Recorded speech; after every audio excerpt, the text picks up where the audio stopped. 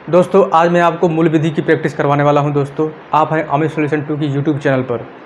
अगर आपने इस चैनल को सब्सक्राइब नहीं किया है तो सब्सक्राइब कर लें और लाइक कर लें। दोस्तों आपका सब्सक्रिप्शन और आपका लाइक दोस्तों हम में सुधार की कुंजी है। आइए स्टार्ट करते हैं आज के मूल विधि प्रैक्टिस सेशन की। दोस्तों बहुत ही महत्वपूर्ण टॉपिक है, खासकर यूपीएसआई के विद्यार्थियों के लिए। दोस्तों एग्ज़ाम आपका नज़दीक आ गया है तो आइए प्रैक्टिस ही अब हम लोगों के लिए बहुत ही महत्वपूर्ण कुंजी है। दोस्तों आइए स्टार्ट करते हैं। देखिए आज का जो पहला क्वेश्चन है आपके मूल विधि का कि सद्भाव पूर्वक को किस धारा में परिभाषित किया गया है। दोस्तों सद्भाव पूर्वक यानी गुड फेथ यानी गुड अच्छी भावना के साथ जो कार्य किया जाता है, सद्भाव पूर्वक को किस धारा में परिभाषित किया गया है।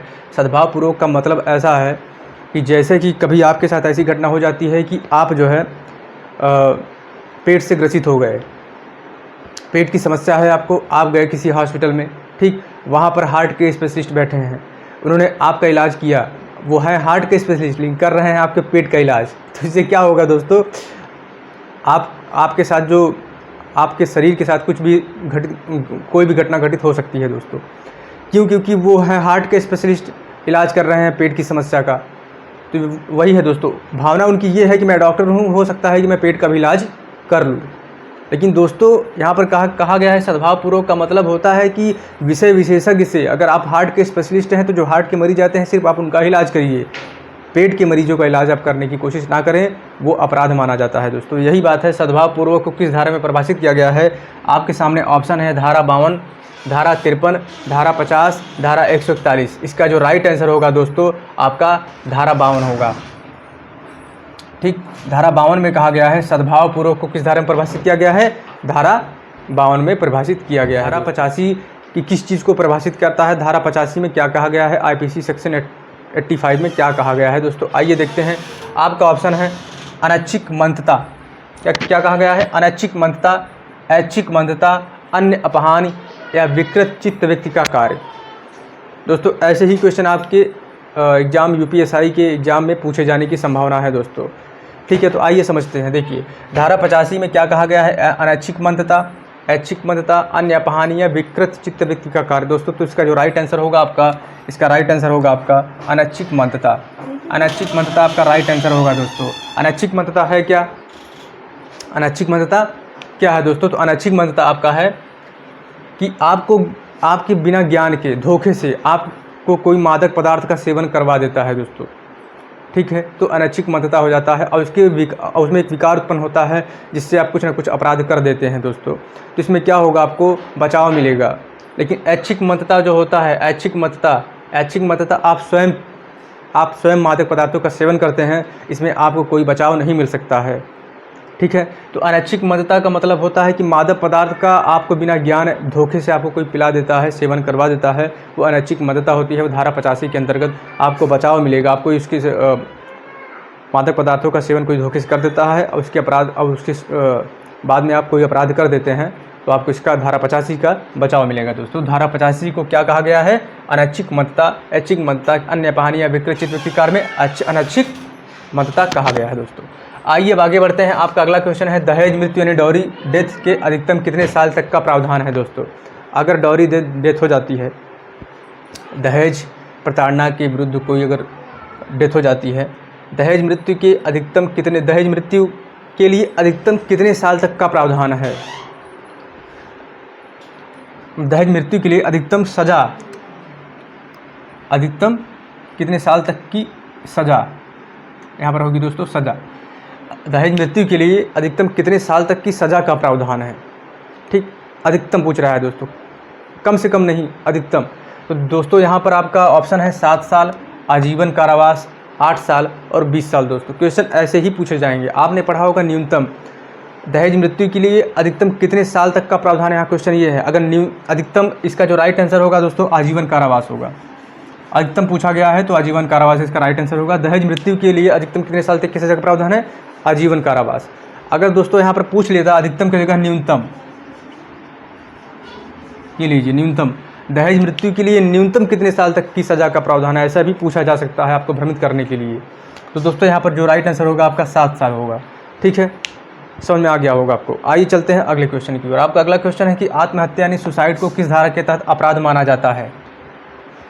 आत्महत्या को किस धारा के तहत अपराध माना जाता है दोस्तों? आपके सामने आपका ऑप्शन विकल्प धारा 309, धारा 308, धारा 304 और धारा 302 दोस्तों। तो धारा 309 इसका राइट आंसर होगा, धारा 309। धारा 309 इसका जो राइट आंसर होगा। लेकिन दोस्तों न्यायालय ने धारा 309 को, आईपीसी सेक्शन 309 को, जो आत्महत्या को किस धारा के तहत आत्महत्या के तहत अपराध माना जाता है, धारा 309, इसे असंवैधानिक घोषित कर दिया गया है दोस्तों। क्यों कर दिया गया है? क्योंकि अगर जैसे कोई अगर आत्महत्या करता है, असफल हो जाता है, तभी तो उसे धारा 309 के तहत अपराध माना जाएगा। जितनी भी सज़ा होगी उसे सज़ा दी जाएगी। अगर बचता है तो आत्महत्या नहीं तो खुद मर जाएगा आत्महत्या करने के बाद। तो न्यायालय ने कहा है कि जब कोई आत्महत्या करने जा ही रहा है, खुद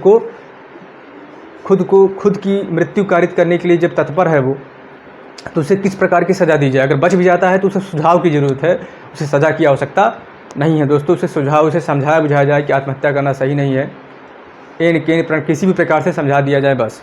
तो दोस्तों उसे सज़ा की आवश्यकता नहीं है, इसलिए धारा 309 को असंवैधानिक माननीय उच्चतम न्यायालय ने करार दिया है दोस्तों। आइए आगे बढ़ते हैं। आपका अगला क्वेश्चन है कि दंगा करने के लिए दंड का प्रावधान किस धारा में है? आपने दंगा सुना होगा।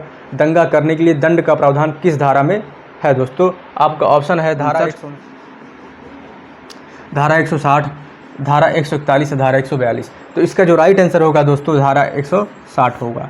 दंगा करने के लिए दंड का प्रावधान है धारा 160 में है। ठीक है, आइए बढ़ते हैं अगले क्वेश्चन की। दोस्तों अगले क्वेश्चन की ओर चलते हैं। आपका अगला क्वेश्चन है कि गृह भेदन को किस धारा में परिभाषित किया गया है दोस्तों? गृह भेदन को किस धारा में परिभाषित किया गया है? ऑप्शन आपके सामने है, धारा 445, धारा 440 दोस्तों। तो इसका जो राइट आंसर होगा आपका धारा 445 में गृह भेदन को परिभाषित किया गया है। गृह भेदन है क्या? आइए जानते हैं। गृह भेदन दोस्तों जैसे कि आपके घर में एक दरवाज़ा है, ठीक, और खिड़कियाँ लगी हुई हैं बड़ी बड़ी, ठीक, और खिड़की ऐसी है कि वहाँ से आने जाने की संभावना हो सकती है। लेकिन आपके दरवाजे से कोई व्यक्ति आता है, आपके दरवाजे से न आकर के उस खिड़की के माध्यम से आपके घर के अंदर प्रवेश कर जाता है। अनाधिकृत प्रवेश आना चाहिए दरवाजे से। आपके घर के अंदर जो आने का मार्ग सिर्फ एक ही दरवाज़ा है, लेकिन वो खिड़की में किसी तरह से व्यवस्था करके, खिड़की के अंदर से, खिड़की बड़ी है, आकर के चला आता है, ठीक, खिड़की के माध्यम से, खिड़की के रास्ते। तो वो कहा जाता है गृह भेदन दोस्तों, उसे कहा जाता है गृह भेदन। तो वो गृह भेदन हो जाता है। गृह भेदन का मतलब यही होता है। आगे बढ़ते हैं। आपका अगला क्वेश्चन है कि मिथ्या साक्ष्य के लिए कितने साल के दंड का प्रावधान है दोस्तों? मिथ्या साक्ष्य गढ़ने के लिए कभी कभी ऐसा होता है कि प्रशासन को गुमराह करने के लिए, न्यायालय को गुमराह करने के लिए ऐसे लोग पड़े हुए हैं, ऐसे डकैत और चोर हैं कि मिथ्या साक्ष्य गढ़ देते हैं दोस्तों, ठीक। तो मिथ्या साक्ष्य के लिए क्या होता है कि मिथ्या साक्ष्य के लिए कितने साल के दंड का प्रावधान है? आपके सामने ऑप्शन 7 वर्ष, 8 वर्ष, 5 वर्ष या 3 वर्ष। तो आपका जो राइट आंसर होगा दोस्तों 7 वर्ष होगा, ठीक। 7 वर्ष की सज़ा होती है मिथ्या साक्ष्य न्यायालय में प्रस्तुत करने के लिए या प्रशासन को गुमराह करने के लिए। आइए आगे बढ़ते हैं। आपका अगला क्वेश्चन है चोरी को किस धारा में परिभाषित किया गया है? चोरी को किस धारा में परिभाषित किया गया है, ऐसा पूछा जा सकता है आपसे क्वेश्चन। आपका ऑप्शन है धारा 378, धारा 379, धारा 384 या धारा 378 दोस्तों। 2 जगह हो गया है, धारा 377 मान लीजिए, धारा 377 मान लीजिए। तो इसका जो राइट आंसर होगा आपका धारा 378 होगा, ठीक।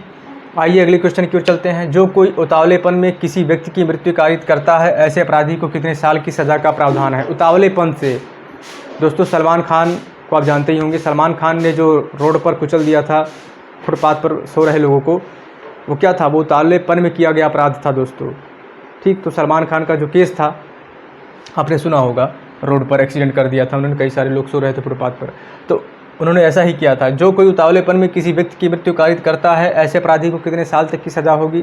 तो ऐसे अपराधी को कितने साल की सज़ा होगी दोस्तों? आपके सामने ऑप्शन है 2 वर्ष, 3 वर्ष, 5 वर्ष या 6 वर्ष। तो इसका जो राइट आंसर होगा आपका 2 वर्ष होगा, ठीक, 2 वर्ष होगा।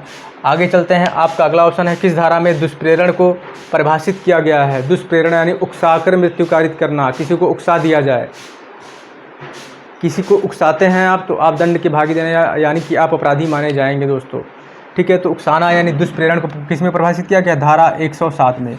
धारा 107 में दुष्प्रेरण को परिभाषित किया गया है दोस्तों। तो इसी प्रकार से ऐसे ही प्रैक्टिस सेशन आपको चाहे पॉलिटी के हो, चाहे इतिहास, भूगोल, एनी जीएस के पार्ट हो, और आपका मूल विधि इस चैनल पर आपको प्रैक्टिस करवाई जा रही है दोस्तों। अब आपके एग्ज़ाम नज़दीक में है तो सिर्फ ज़्यादा से ज़्यादा आप जितनी ज़्यादा हो सके प्रैक्टिस करते रहिए, और वो भी बेहतरीन क्वेश्चन की। आलतू फालतू क्वेश्चन की प्रैक्टिस करने से कुछ नहीं होने वाला है दोस्तों, ठीक। सही दिशा में सही मटेरियल को चुनने से ही आप लक्ष्य को प्राप्त कर सकते हैं दोस्तों, ठीक है। तो मिलते हैं आपसे नेक्स्ट वीडियो में ऐसी धमाकेदार टॉपिक के साथ। जय हिंद।